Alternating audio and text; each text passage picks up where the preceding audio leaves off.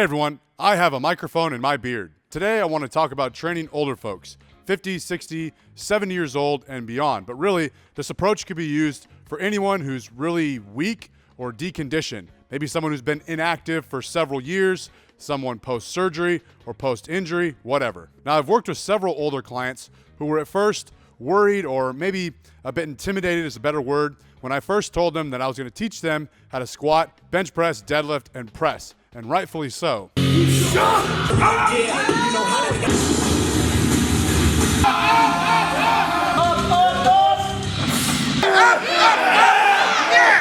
truth is, barbell training is the best form of exercise for older clients. Now, I know I'm a little biased because I own a powerlifting, strongman, and strength training gym, but hear me out. Barbell training will give your older client the biggest return on investment, fighting muscle loss that occurs with aging and improving, gaining, or taking back their physical independence that a lot of older folks lose because they become inactive and weak. They need to be able to get up if they fall down, get off the couch, get in and out of their car, carry the groceries. All this is very obvious stuff. But less obvious is the fact that barbell training is actually one of the safest forms of training.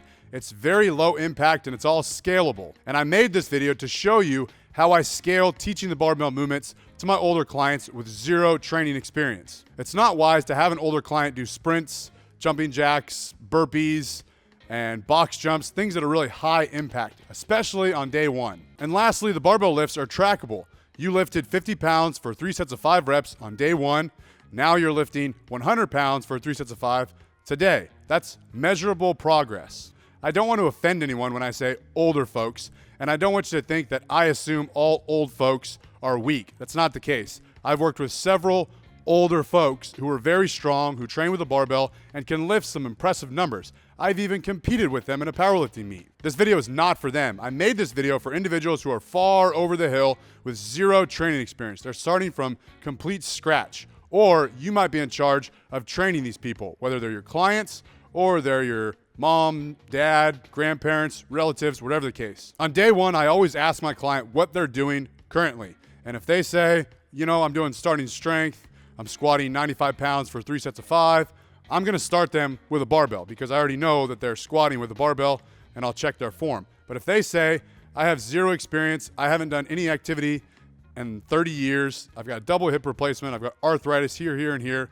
my back hurts, etc., I'm gonna start them from complete scratch. It's better to do too little on day one than too much. Now, rather than just showing you how to scale these movements, I'm gonna take you through actual footage of a training session. And I wanna apologize for the audio. This is what happens when I record on Strongman Sunday. All right, guys, this is Pam. Pam was a powerlifter back in the 80s with an elite total. Tell everyone your total, Pam. No, I wasn't. Okay. That's a lie, but she is my mom. Aww. No one could steer me right, but Mama tried. Mama tried. That's true. And she raised 5 boys, which makes her pretty tough. Okay, Mom, so today I'm gonna teach you how to squat, how to do a standing overhead press, and how to deadlift. And then we're gonna kick all these people out and do a little bit of conditioning. Oh, Does that sound really? good? A little bit of strongman conditioning, cardio. Okay. Okay, are you excited? Woohoo! All right, go ahead and stand in front of the box. And grab one of these rings. Put your feet shoulder width apart. Wider, wider. Now point your toes out.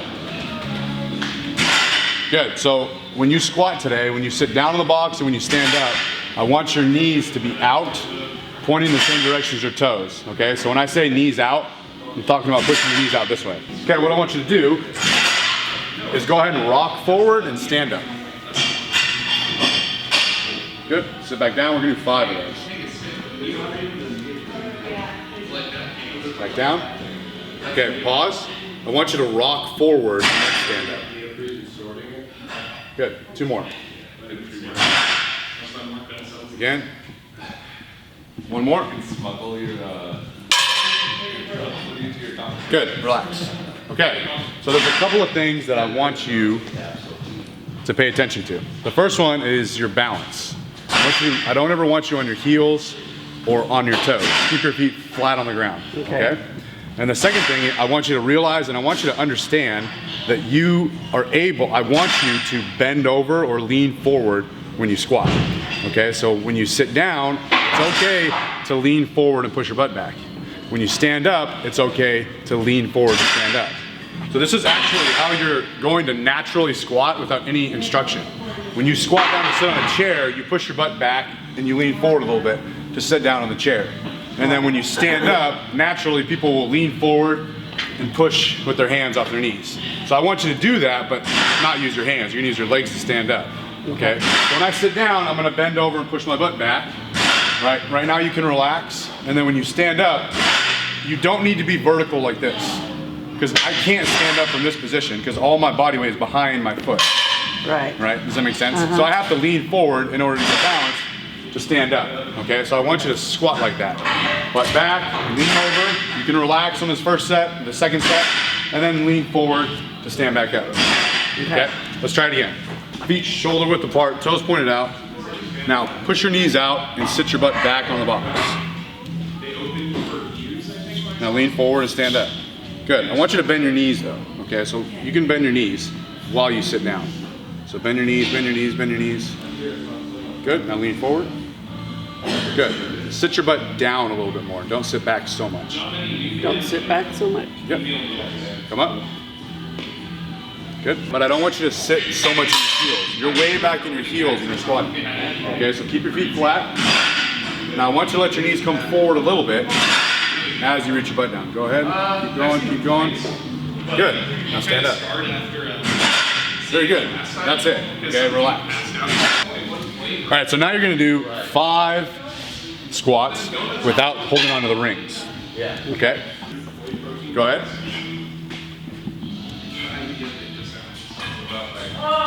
Good. That looks better than with the rings. Go ahead. Do 5. But it's vanilla, so it's different. Fill back on your heels, right? Lean forward. Drive your butt up. Good. Now keep your feet flat on the ground as you descend. Good. 2 more.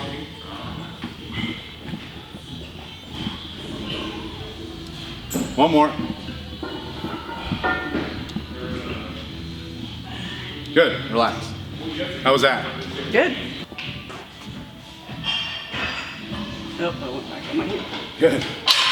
It's good that you're aware of it. Keep your feet flat on the way down. 2.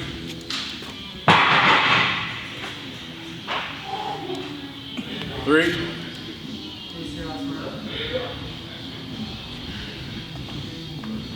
4. One more.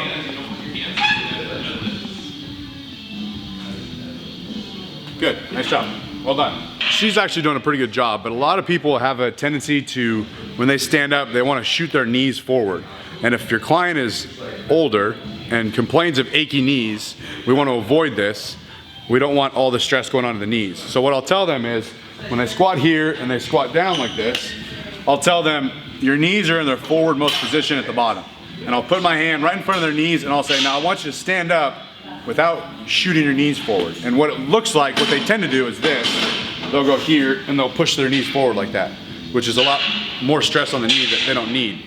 So when they're here, I'll tell them this is your knees in their forwardmost position. Don't go past my hand. Drive your butt up. And usually if they're freezing their knees at the bottom, they'll be able to stand up the right way, which is here with the hips rather than shooting onto the knees. I didn't really have to tell her that because she's doing a pretty good job. Okay, come on over. So the next progression is you're gonna do 5 bodyweight squats, but you're not gonna relax on the box. So when you sit down and rock back and then you rock forward to stand up, you're not gonna do that. So you're gonna squat down, sit on the box, pause, hold your position, and then stand up. So it looks like this. Here, I'm gonna squat down, touch, and then stand up. Okay? You're not gonna rock back on the box. Okay. Does that make sense? Do you understand the difference? Okay, let's do 5 reps. So just pause on the box and stay tight.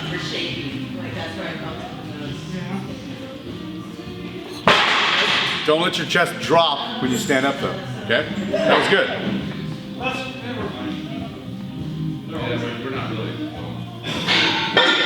That's 2.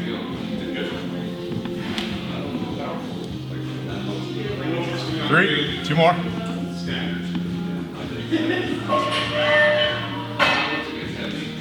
4, one more.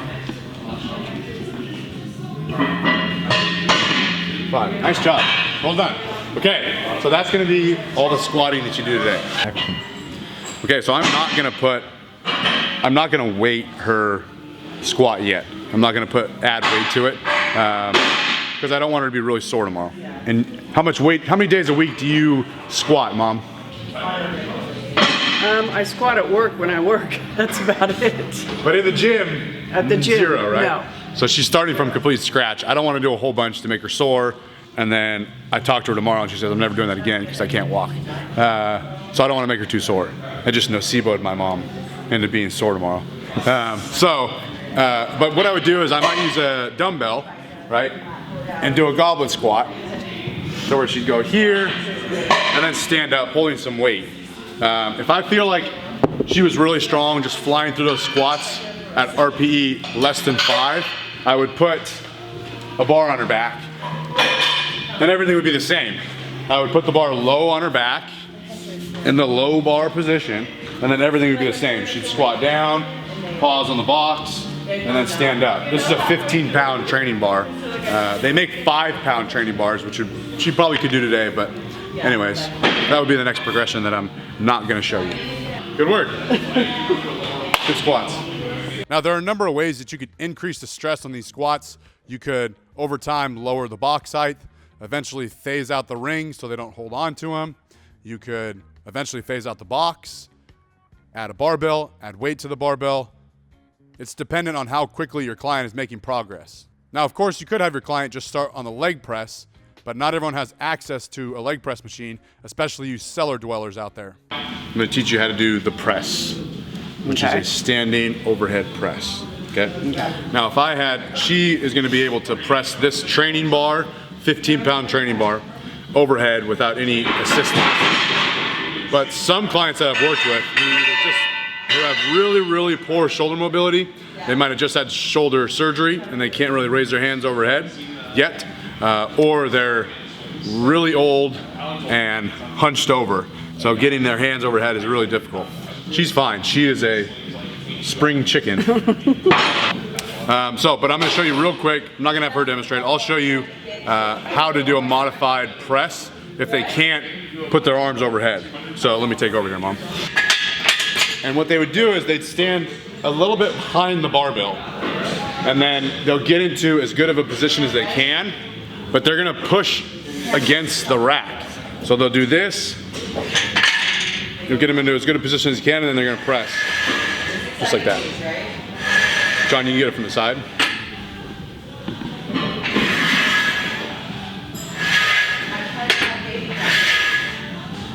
And then over time, you can inch them a little bit closer so that eventually they're pretty much in the correct position, and at that point, just step back away.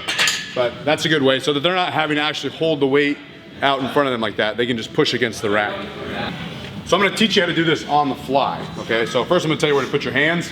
You'll step back and then I'll make some adjustments, okay? Now I want you to step underneath the barbell and bend your knees and squat the weight up. Okay, widen your stance. All right, now I want you to bring your elbows forward towards me. Good, just like that. Pick your chest up as high as you can. And I want you to think about making tight armpits, okay? So bring your elbows in a little bit, like that. So you have tight armpits here, okay? That looks pretty good. Now, press overhead and hold it at the top. Nice, and shrug up like that. Good. Now lower it back down. Elbows forward. Press. And shrug at the top. 2, good. Elbows forward.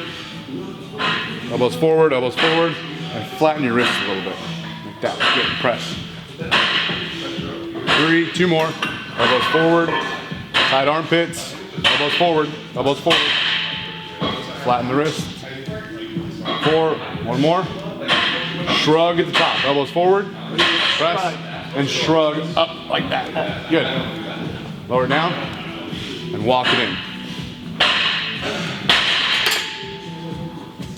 That was good. What you know about those pink collars? bars in. Bring the bars down a little bit. Elbows up. Now press. And shrug. Good, that's one. Elbows forward. Good. And shrug. 2.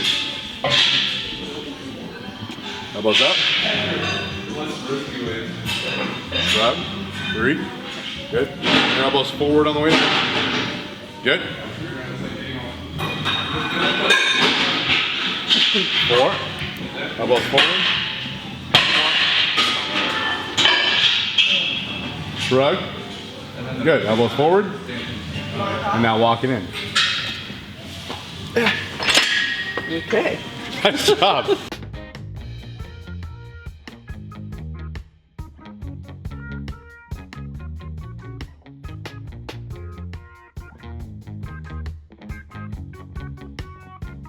Nice job.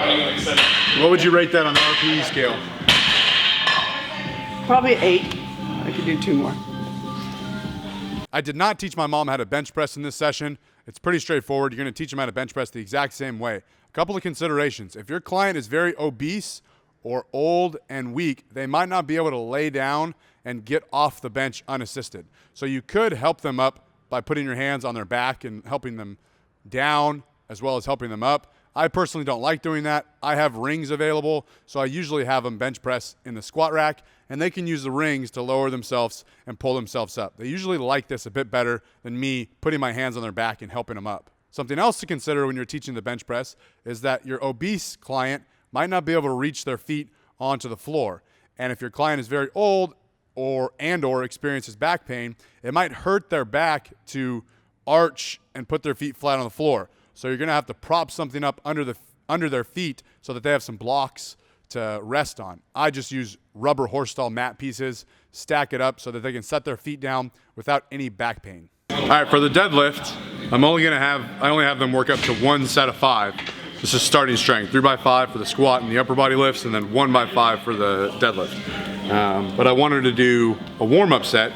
She's strong enough to just use the empty bar today, so we're gonna start with that. But the warm-up will be actually elevated, so rack pull, and then to make it more difficult, we'll lower it to the normal height, and she'll do 5 there. Step up to the bar, so that you're about an inch away, give or take. An inch away? Yeah, so you're close to the bar, real close to the bar. Scoot up even more. Bring your feet together, closer together. Good, toes pointed out a little bit. Good, get a little closer to the bar. Okay, now, and a little closer. Not that close. Okay, now what you're gonna do is bend over and place your hands on the bar. Don't bend your knees though, and don't move the bar. Just place your hands on the bar. Wider, just outside of your legs. Good. Okay, now I want you to slowly sit your butt down and let your shins come forward. Once they touch the bar, you're done. Stop. Keep going right there, pause. Push your toes down. Good. Now, squeeze your chest up, and straighten your arms out. Take a big breath and drag the bar up your body. Excellent. Back down. Roll the bar back. Good, right there. Squeeze your chest out. Big breath. Drag the bar up your body. Good.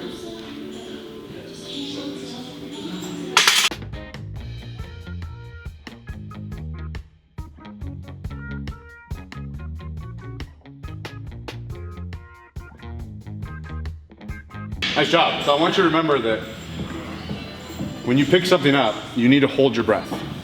So before you lift the bar up, take a big breath, hold it, and then stand up. Don't let it out. You can let it out at the top, but I don't want you breathing, inhale or exhale, while the bar is moving for any of the lifts. For the squat, the deadlift, or the press. And hold your breath. Hold your breath while the bar is moving, okay? Hold my breath.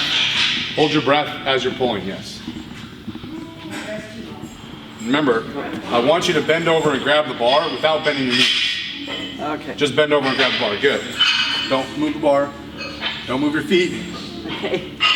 Okay, now sit your butt down. Let your shins come forward. Pause. Push your knees out a little bit. Good. Chest up. Big breath. Drag the bar. 1. Pull the bar back to the shins.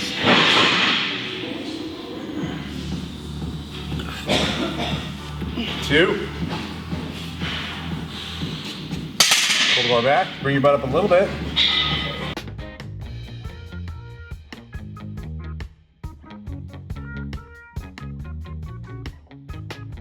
That's it. Nice job. Way to stick with that. RPE what? Oh. 9. Maybe one more after this. We got more in the tank. All right. Old car tire that I got for free down the street.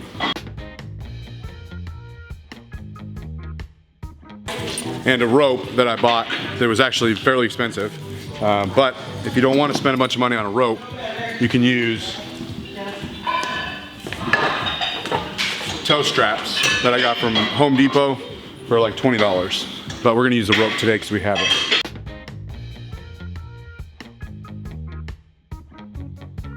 Don't tell Mark Ripito, but sometimes I like to add in a little bit more upper body work in the form of conditioning, really light stuff. 6 reps.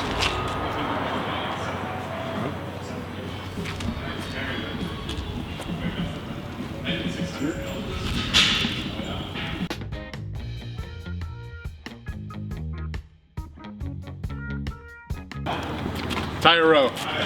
Everything you got. Come on. Arm over arm. There you go. Good. Good. Keep pulling. Keep pulling. It's that uphill thing. Right You're almost past it. You're almost past it. Come on.